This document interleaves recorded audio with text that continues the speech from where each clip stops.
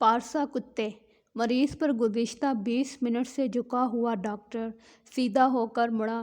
چند ثانیے توقف کے بعد عاشق حسین کے کندھے پر ہاتھ رکھتے ہوئے مغموم لہجے میں کہا، بزرگوں، ہم نے اپنی سی پوری کوشش کی۔ زندگی اور موت خدا کے ہاتھ میں ہے۔ کسی بھی وقت کوئی بھی معجزہ رونما ہو سکتا ہے، مگر مرض اتنا پرانا تھا کہ مریض کے بچنے کی اب کوئی امید نہیں ہے۔ بمشکل 13 گھنٹے ہی جی سکے گا۔ عاشق حسین نے نیلی آنکھوں سے جو بکثرت رونے سے لال ہوئی تھی، ڈاکٹر کی طرف دیکھتے ہوئے کہا، ڈاکٹر صاحب، کیا میرے بیٹے جوان جہاں بیٹے کے بچنے کا کوئی امکان نہیں ہے؟ ڈاکٹر نے تاسف کے ساتھ کہا، مجھے انتہائی افسوس کے ساتھ کہنا پڑ رہا ہے کہ شاید ہی ہم آپ کے بیٹے کو بچا سکیں۔ اچھا ڈاکٹر صاحب، پھر ہمیں اجازت دیجیے کہ ہم گھر کی راہ لیں۔ عاشق حسین نے ڈاکٹر کو مخاطب کرتے ہوئے کہا۔ ڈاکٹر اس تقاضے پر ششدر رہ گیا، حیرت سے کہا، بزرگوں، آپ کے بیٹے پر جان کنی طاری ہے، وہ جان دینے کے کرب میں مبتلا ہے۔ یہاں ہم اسے ایسی ادویات ڈرپ میں ڈال کر دے رہے ہیں کہ جس سے موت کا عمل کم تکلیف دہ ہوتا ہے، درد کا احساس کم ہوتا ہے اور روح قدرے کم تکلیف سے نکل جاتی ہے، اور آپ نیم مردہ بیٹے کو گھر لے جانے کی بات کر رہے ہیں۔ عاشق حسین نے افسردگی کے ساتھ کہا، ڈاکٹر صاحب، آپ موت کی تکلیف کی بات کر رہے ہیں، لیکن آپ زندگی کے درد سے واقف نہیں ہیں۔ کبھی تو غریب رہ کر زندہ رہنے کا تجربہ کر لیجئے، کبھی تو غریب کی طرح مر کر دیکھ لیجئے۔ آپ کو کیا معلوم، غربت کی زندگی اور غربت کی موت کسی محشر سے کم نہیں ہوتی۔ ہمیں ہسپتال سے جانے کی اجازت دیجیے، سرکار پر مزید بوجھ نہیں ڈال سکتے۔ ڈاکٹر نے غصہ ہو کر کہا، یہی تو تم لوگوں کی جاہلیت ہے کہ پہلے جوان بیٹے کو خود ساختہ ڈاکٹرز، حکیموں اور پیروں فقیروں سے علاج کرواتے ہوئے موت کے منہ میں دھکیلا۔ ایک سادہ عام سی بیماری کو اتنا پیچیدہ کر دیا کہ بیچارہ اس دنیا سے رخصت ہو رہا ہے، اب اسے چین سے مرنے بھی نہیں دے رہے ہیں۔ کیا یہ آپ کا فرزند ہے یا دشمن؟ عاشق حسین نے پھوٹ پھوٹ کر روتے ہوئے کہا، ڈاکٹر صاحب، اگر یہ چین سے مر گیا تو دنیا والے مجھے چین سے جینے نہیں دیں گے۔ میرے بیٹے کی دردناک موت میں میری ابرومندانہ زندگی چھپی ہوئی ہے۔ ہمارے گاؤں تک بس کا کرایہ 120 روپے ہے اور ایمبولنس والے 6000 مانگتے ہیں۔ بس والے میت کی ٹکٹ نہیں کاٹتے اور نہ ہی مردے کو سیٹ دیتے ہیں، البتہ رستے میں اگر سواری مر جائے تو لاش کو اتارنے کا نہیں کہتے۔ آپ نے 13 گھنٹے مزید زندہ رہنے کا کہا ہے اور یہ تجہیز و تفکین کے لیے مناسب وقت ہے۔ ایمبولنس کا کرایہ آخری رسومات پر خرچ کر لوں گا اور بس میں انشاءاللہ اسے موت بھی جلد آ جائے گی، جان کنی کے عذاب کا دورانیہ بھی کم ہو جائے گا۔ ڈاکٹر یہ سب کچھ سن کر سن ہو گیا، بنا کچھ کہے چل پڑا۔ عاشق حسین کے بیٹے کو ٹٹکی باندھے اس وقت تک دیکھتا رہا جب تک آنکھوں میں امڑتے ہوئے آنسوؤں نے اس کا چہرہ ڈھانپ نہ لیا تھا۔ اتنے میں نرس نے آ کر عاشق حسین کو ڈسچارج سلپ سماتے ہوئے کہا، بابا جی، آپ مریض کو لے کر جا سکتے ہیں۔ عاشق حسین بوجھل دل اور شکست خوردہ قدموں کے ساتھ گاؤں کی طرف چل پڑا۔ بس میں دوران سفر اب بھی وہ گاؤں سے کوسوں دور تھا۔ وہ تجہیز و تفکین کے پورے انتظامات کو ذہن میں ترتیب دے چکا تھا۔ آج جمعہ مبارک کا دن تھا، صبح کے 10 بج رہے تھے۔ اسے امید تھی کہ گاؤں پہنچتے پہنچتے اس کے بیٹے نے جان دے چکی ہوگی۔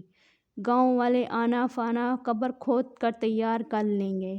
قبر، عرق گلاب، سخات کا صابن، مولوی صاحب کی جائے نماز اور دیگر تمام لوازمات گاؤں کے بازار میں سلام دکاندار کے پاس دستیاب ہوتے ہیں۔ اس نے انگلیوں پر موٹا موٹا حساب لگاتے ہوئے تخمینہ 4500 کا نکالا۔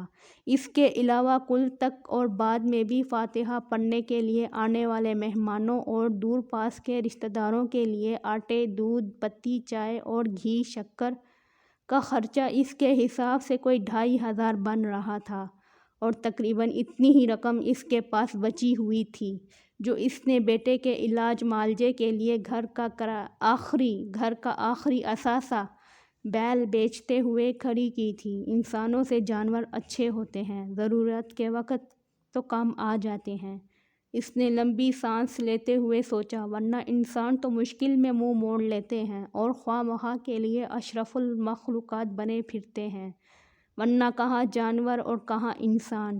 جوں جوں گاؤں قریب آتا جا رہا تھا توں اس کی پریشانی بڑھ رہی تھی۔ اس نے جنازے کا وقت ظہر کی نماز ادا ہوتے ہی طے کیا تھا اور مغرب تک ساری رسومات ادا ہو چکی ہوں گی۔ مغرب پڑھنے کے بعد مسجد میں گاؤں والوں اور مہمانوں کو جو کھانا اس نے دینا تھا، اس کا انتظام اس سے نہیں ہو پا رہا تھا۔ کسی سے ادھار لینا تو ناک کٹنے والی بات تھی، چلو بھر پانی میں ڈوب مرنے کا مقام تھا۔ شرم کی بات تھی، زندگی بھر گاؤں والے طعنے دیتے کہ بیٹے کو ادھارے کا کفن پہنایا تھا، مسکینوں کی طرح زمین میں گاڑا تھا، بغیر رسومات ادا کیے جانے کے دفنانا تھوڑا ہوتا ہے، گاڑنا ہی تو ہوتا ہے۔ اس نے شکر ادا کیا کہ اس نے مردہ بیٹے کو گاؤں لانے کی بجائے جاں بلب بیٹے کو لانے کا فیصلہ کیا، ورنہ گاؤں میں شلوار بھی اترتی اور بیٹے کی بخشش بھی نہ ہوتی۔ گلاب و قمہار کے ساتھ تو یہی ہوا تھا۔ بیوی کی موت پر جنازے کے بعد نہ مولویوں میں زکوٰۃ بانٹ سکا اور نہ ہی امام مسجد کو جائے نماز خرید کر دے سکا اور نہ ہی تدفین کے بعد لوگوں کو کھانا کھلا سکا۔ مولوی صاحب تو صاف بات کرنے کے عادی تھے، انہوں نے تو برملا کہا تھا کہ گلاب و قمہار کی بیوی کی بخشش نہیں ہوئی ہوگی، اگر پھر بھی کوئی نیکی کام آ گئی اور بخشش ہو بھی گئی تو عذاب قبر تو تا قیامت پکا ہے۔ بیچارہ گلاب و قمہار، بیوی بھی جہنمی اور وہ بھی آج تک کسی سے آنکھ ملانے کے قابل نہیں ہے۔ عاشق حسین کو جھرجھری سی آ گئی، ایک مرتبہ پھر اپنے آپ کو داد دی کہ بیٹے کو جان کنی کی حالت میں ہسپتال سے نکالا، ورنہ اگر یہی پیسے ایمبولنس پر خرچ ہوتے تو اس کا انجام بھی گلاب و قمہار جیسے ہوتا اور بیٹا بھی عذاب قبر سہتا۔ اچانک عاشق حسین کو زبردست جھٹکا لگا۔ ڈرائیور نے اتنی زور سے بریک دبائی تھی کہ سڑک پر ٹائروں کے نشانات پڑ گئے تھے اور پہیوں کے گھسنے کی کڑیہا آواز بھی دور تک سنائی دی گئی تھی، مگر ڈرائیور پھر بھی ان 3 کتوں کو نہیں بچا سکا تھا جو جفتنی کتیا کا تعاقب کرتے ہوئے کتیا سمیت چلتی بس کی زد میں آ گئے تھے۔ جنس کی شدت ہمیشہ خواص چھینتی ہے، محبت اور عقل اسی لیے تو ایک دوسرے کی ضد ہیں، آگ اور پانی ہیں۔ بریک لگنے کی شدت سے سواریاں ایک دوسرے پر لڑک گئی تھیں، بس میں ایک دم سے افراتفری مچ گئی، سواریوں کے شور و غوغا نے آسمان سر پر اٹھا دیا، 3 کتے، ایک کتیا اور عاشق حسین کا بیٹا ایک ساتھ مر گئے۔ ادھر 3 کتے اور ایک کتیا بس کے نیچے آ کر کوچ کر گئے اور ادھر عاشق حسین کے بیٹے کی روح اوپر پرواز کر گئی۔ عاشق حسین نے اِنَّ لِلَّهِ وَإِنَّ إِلَيْهِ رَاجِعُونَ پڑھتے ہوئے رب کا شکریہ بھی ادا کر دیا کہ تینوں کتوں اور ایک کتیا کے ساتھ ساتھ اس کے بیٹے کی جان بھی نکال دی۔ اس نے دل ہی دل میں عزرائیل کو بھی بڑی داد دی، کس چابک دستی سے لوگوں کی مشکلات آسان کر دیتا ہے۔ اگر عزرائیل نہ ہوتا تو خدا جانے لوگ کیسے جیتے۔ بیٹے اور کتوں کے مرنے کا وقت اور مقام جیسے اس کے ذہن میں نقش ہو کر رہ گیا۔ کنڈکٹر نے جلدی جلدی مرے ہوئے کتوں کو ٹانگوں سے پکڑ کر کھینچتے ہوئے سڑک کے کنارے ڈال دیا اور بس روانہ ہوئی۔ تقریباً 5 منٹ بعد بس عاشق حسین کے گاؤں کے اسٹاپ پر رکی۔ اسٹاپ کے قریبی گھر سے چارپائی منگوا کر عاشق حسین نے گاؤں والوں کی مدد سے بیٹے کی لاش چارپائی پر رکھی اور گھر کی راہ لی۔ بس اس گاؤں کے واحد سواریوں کو اتارنے کے بعد دھواں اگلتے ہوئے اور غوں غوں کی آوازیں نکالتے اگلی منزل کی طرف ریگنے لگی تھی۔ عاشق حسین نے گاؤں والوں اور رشتہ داروں کے حوالے تجہیز و تفکین کے انتظامات کرتے ہوئے چھوٹے بھائی کو ساری نقد رقم بھی ہاتھ میں تھما دی۔ خواتین کے بین اور گاؤں والوں کی بآواز بلند انتظامات بارہ باتوں کے دوران عاشق حسین ایک بڑی سی بوری میں ایک عدد کلہاڑی، تیز دھار والی چھری اور کام والے میلے اور بوسیدہ کپڑے رکھ کر خاموشی کے ساتھ نکل گیا۔ تھوڑی دیر بعد وہ جائے حادثہ پر موجود تھا۔ سڑک پر ویرانی چھائی ہوئی تھی۔ وہ جلدی جلدی چاروں مرے ہوئے کتوں کو ٹانگوں سے کھینچتے ہوئے سڑک کنارے گنے کے کھیتوں میں اندر تک لے گیا۔ بجلی کی سی سرعت کے ساتھ اس نے چاروں کتوں کو کاٹ کر بوری میں ڈالا اور کپڑوں کے اوپر پہنے ہوئے میلے اور خون آلود ملبوس کو اتار کر ماچس کی تیلی سلگا دی۔ گھر داخل ہو کر اس نے بڑی بیٹی کو گوشت حوالے کر کے میت کا کھانا تیار کرنے کے بارے میں اچھی طرح سمجھایا اور باہر نکل کر فاتحہ کے لیے آنے والوں میں گھل مل گیا۔ تدفین بھی شان سے ہوئی۔ 4 پیٹی صابن بانٹا گیا۔ آئے ہوئے تمام مولویوں میں جائے نماز، سفید ٹوپیاں اور تسبیح بھی تقسیم کی گئی۔ مغرب کے بعد سارے گاؤں والوں کو مسجد میں ہی چھوٹا گوشت کھلایا گیا۔ گرم گرم تندوری روٹیوں کے ساتھ سب نے پیٹ بھر کر کھایا۔ خوب واہ واہ ہوئی۔ سب نے لذت کی تعریف کی۔ عاشق حسین مطمئن تھا کہ انشاءاللہ میت کا ایسا کھانا گاؤں میں کسی کے باپ نے بھی اب تک نہیں دیا ہوگا اور نہ ہی آئندہ 100 سالوں میں کھلا سکے گا۔ عاشق حسین نے ایک بھرا ہوا خوانچہ مولوی صاحب کے گھر بھی بچھوایا۔ خوب دعائیں ہوئیں۔ مرحوم کو شہید کا درجہ بھی عطا ہوا۔